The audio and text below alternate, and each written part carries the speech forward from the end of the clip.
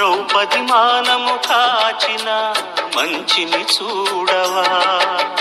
తెలియని లీలలతో తికమక చేయకయా